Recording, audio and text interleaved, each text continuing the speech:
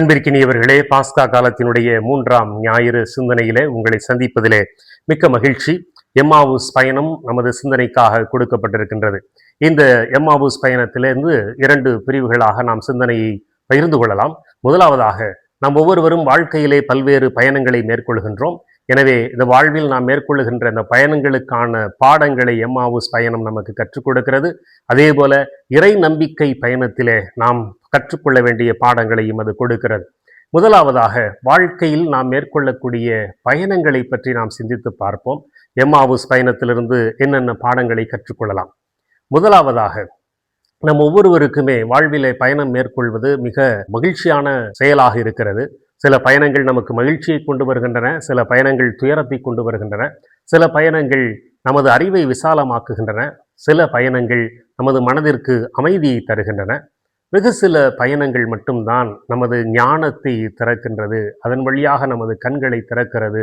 நிலைத்த உண்மையை, உண்மையான அனுபவத்தை நாம் பெற்றுக்கொள்வதற்கு வாய்ப்பை அவைகள் ஏற்படுத்தி கொடுக்கின்றன.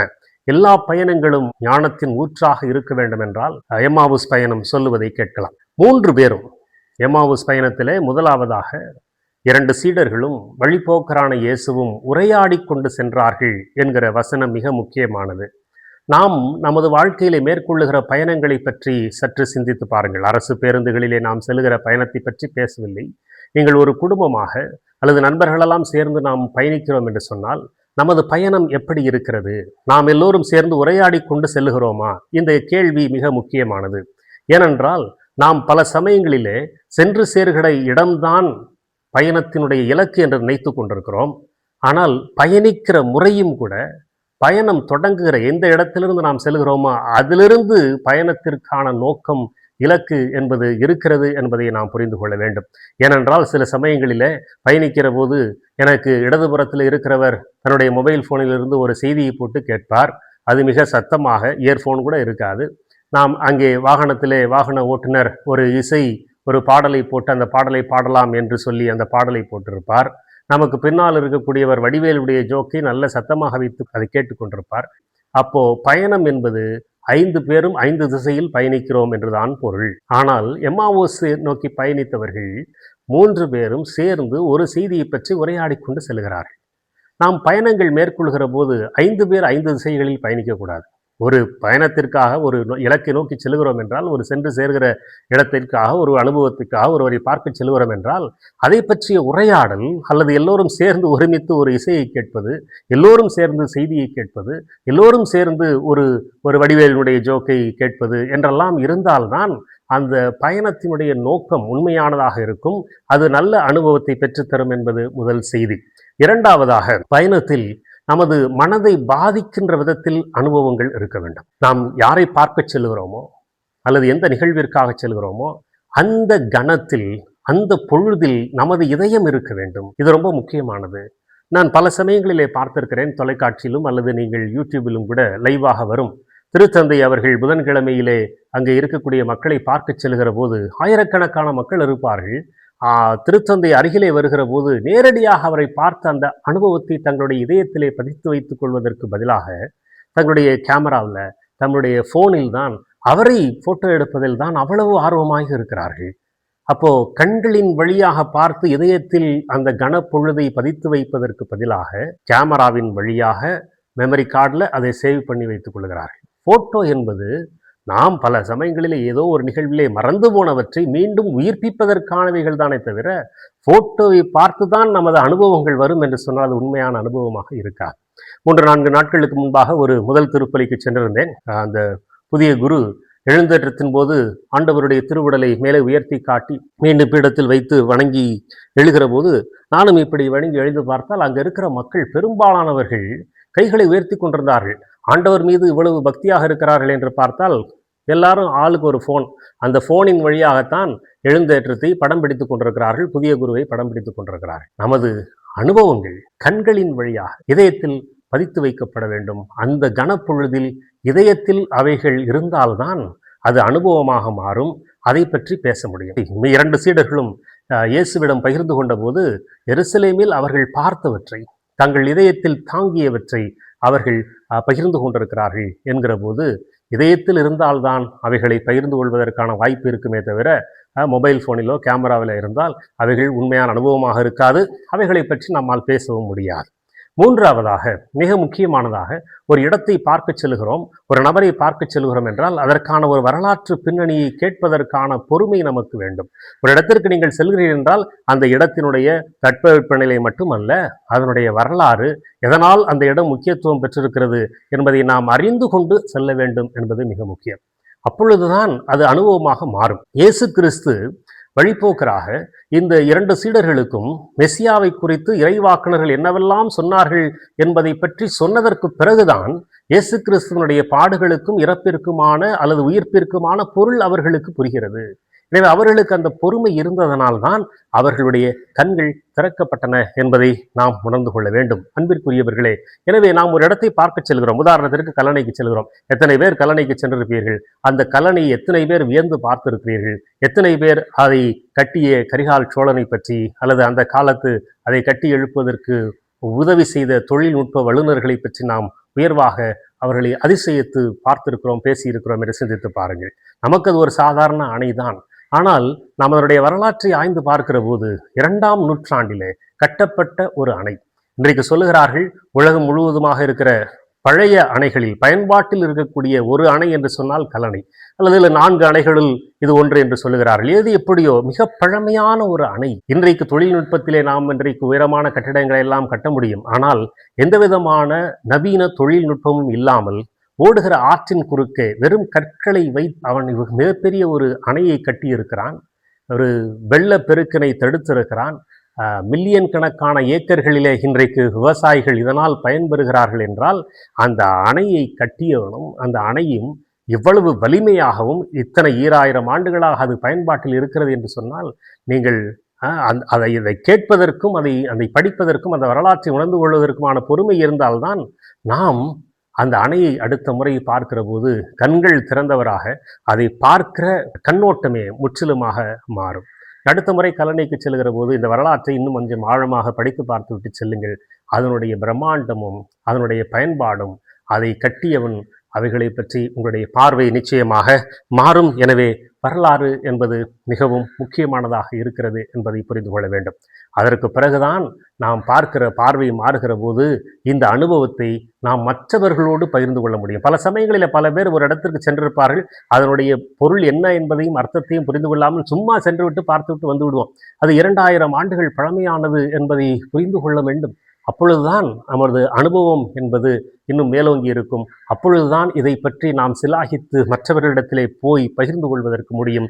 எப்படி கிளையோபாவும் மற்றவரும் இயேசு கிறிஸ்துவனுடைய சீடர்களை நோக்கி ஓடி நாங்கள் இயேசுவை கண்டோம் என்று அவர்கள் சொல்லுகிறார்களோ, அதே போல இந்த புதிய அனுபவத்தை பெற்றவர்களாக நாம் இருக்க முடியும். எனவே அன்பிற்குரிய சகோதரிகளே, நாம் ஒவ்வொரு நாளும் வாழ்க்கையிலே பயணங்களை மேற்கொள்கின்றோம். நம்முடைய பயணங்கள் மிகச்சிறந்த அனுபவத்தை தரக்கூடிய, ஞானத்தை தரக்கூடிய பயணங்களாக இருப்பதற்கும் நமது இதயத்திலே பதித்து வைக்கக்கூடிய அனுபவங்களாக, பயணங்களாக இருக்க வேண்டும் என்பதற்காகவும் நாம் முயல்வோம். இன்றைக்கு இறை நம்பிக்கை பயணத்தில் இந்த எம்மாவுஸ் பயணம் நமக்கு என்ன சொல்கிறது? 3 முக்கியமான செய்திகளை நாம் கற்றுக்கொள்ளலாம்.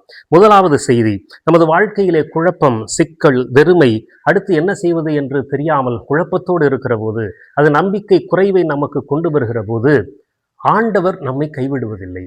அவர் வழிப்போக்கராக நமது மத்தியிலே வருகிறார். இதை புரிந்து கொள்வதற்குத்தான் இன்றைக்கு நாம் அழைக்கப்படுகிறோம். எல்லாருக்கும் நம்பிக்கை பயணத்திலே சிக்கல்கள் வருகின்றன, நம்பிக்கையிலே குறைவு ஏற்படுகிறது.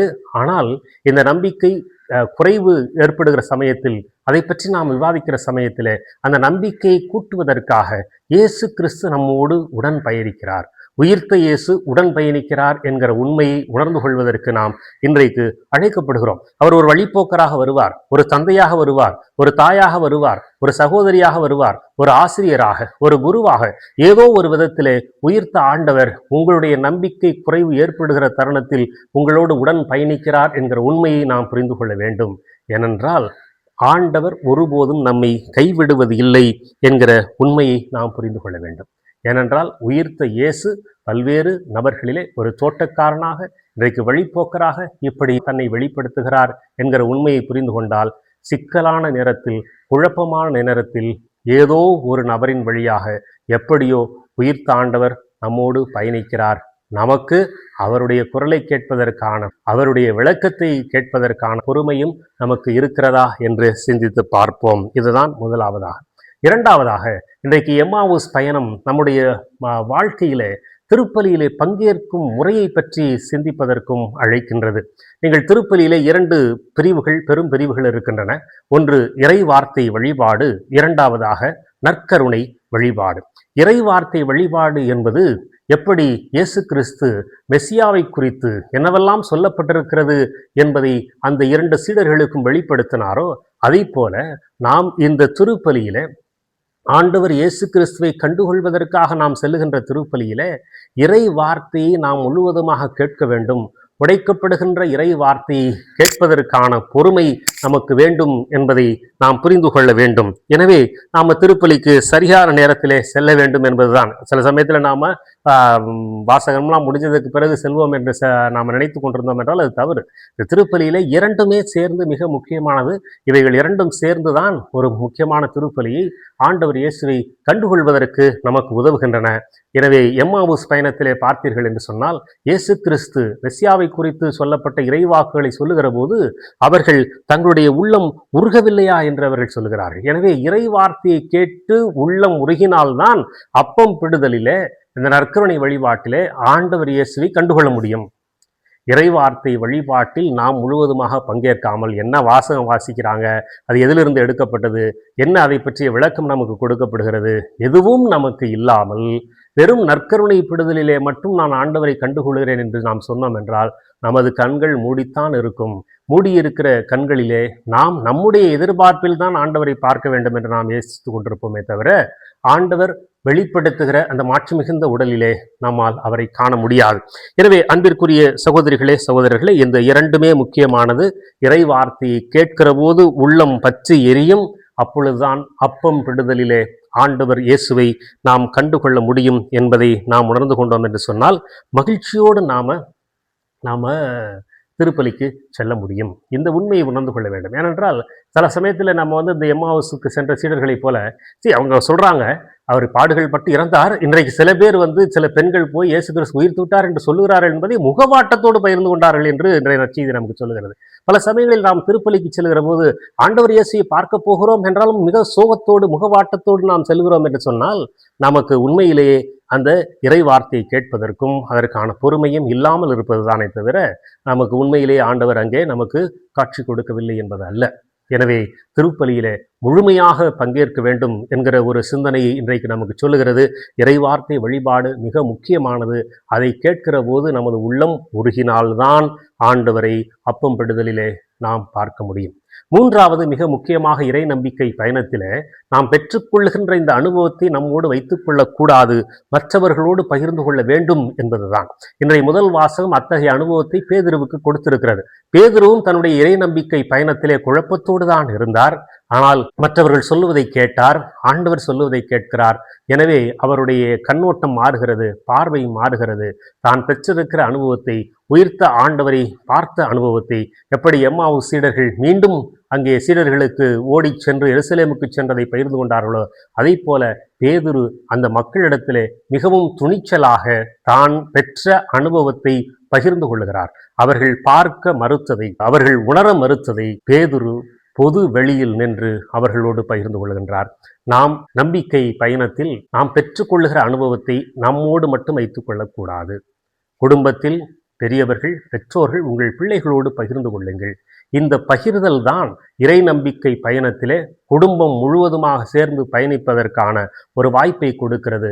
எப்படி எம்மாவுஸ் பயணத்தில் இருந்த சீடர்கள் மகிழ்வோடு பகிர்ந்து கொண்டார்களோ, அதை போல நாமும் நம்முடைய இறை நம்பிக்கை பயணத்தில் பெற்றுக்கொள்கிற அனுபவத்தை மற்றவர்களோடு பகிர்ந்து கொள்வோம். எனவே அன்பிற்குரிய சகோதரிகளே, சகோதரர்களே, இந்த பாஸ்கா காலத்தின் 3ஆம் ஞாயிறிலே நாம் சிக்கல்கள் இருந்தாலும் ஆண்டவர் ஒருபோதும் நம்மை கைவிடுவதில்லை, நம்மோடு உடன் பயணிக்கிறார் என்கிற உண்மையை உணர்ந்து கொண்டவர்களாக திருப்பலியிலே முழுவதுமாக பங்கேற்று இறை வார்த்தைக்கு செவிமடுத்து அப்பம் விடுதலிலே ஆண்டவரை கண்டுகொண்டு அந்த அனுபவத்தை மற்றவரோடு பகிர்ந்து கொள்வதற்கு நாம் முயல்வோம். அதற்குத்தான் நாம் அழைக்கப்படுகிறோம். தொடர்ந்து மன்றாடும்.